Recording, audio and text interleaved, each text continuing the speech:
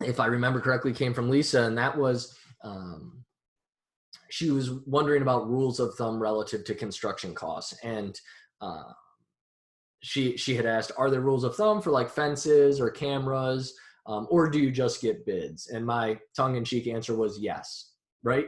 Yes, there are rules of thumbs, and yes, we get bids. And the reason is this. For example, this is a painful experience for me and two of my students recently. I've put up fences in multiple places in the country with a fence and gate for $10 to $12 per linear foot.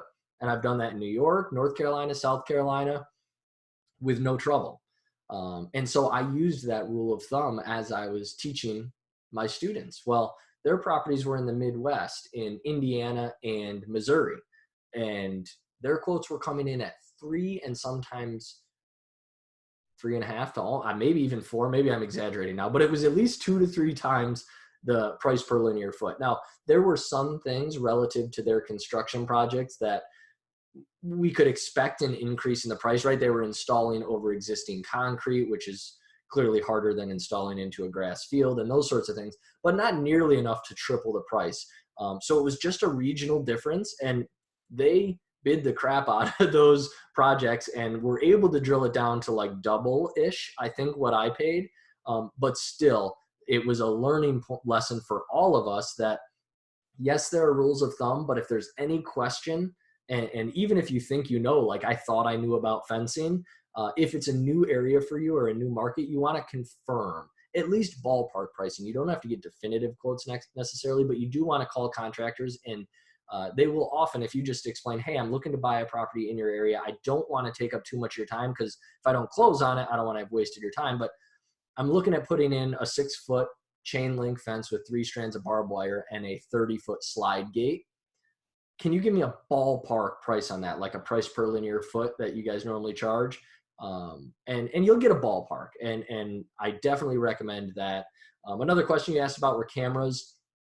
I'm a big fan in many instances of using the $800 to $1,500 Amazon camera systems. It's between 8 and 16 cameras and a DVR, usually 1 to 2 terabyte DVR. And you can buy those. What I really like is something called, especially if you don't have power at the buildings yet, it's called PoE, or power over Ethernet. All it means is that you don't have to get a dedicated electrical outlet to each camera.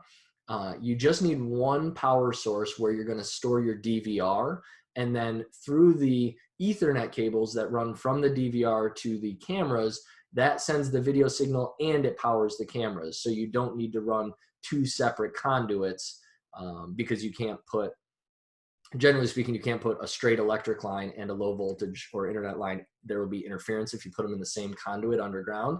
So this allows you to just put one conduit in.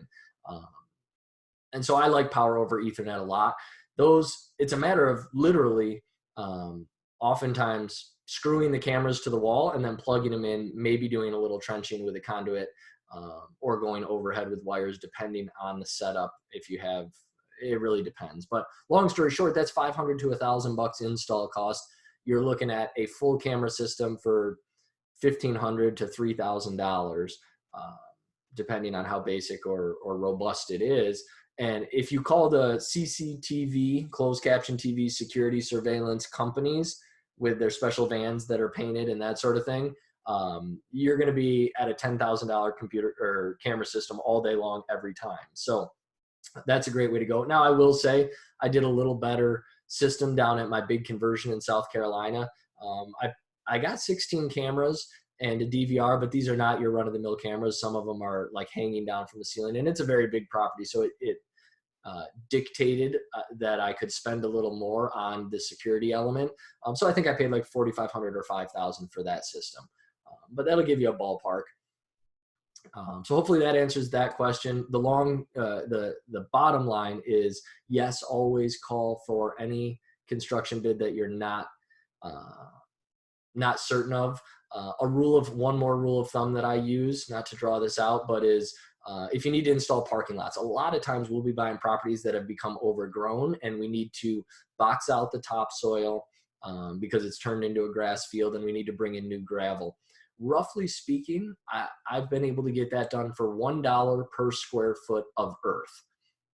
So if you've got a full acre and you need to turn that full acre of land, 40,000 square feet, into 4 to 6 inches of gravel parking lot, you're going to be somewhere around $40,000. Now, that is absolutely something you want to get a bid on, because it's going to depend on the terrain. If there's hills and they have to move more dirt, it's going to be more expensive. If there's a forest and they have to take the trees down, it might be more expensive, and that sort of thing. So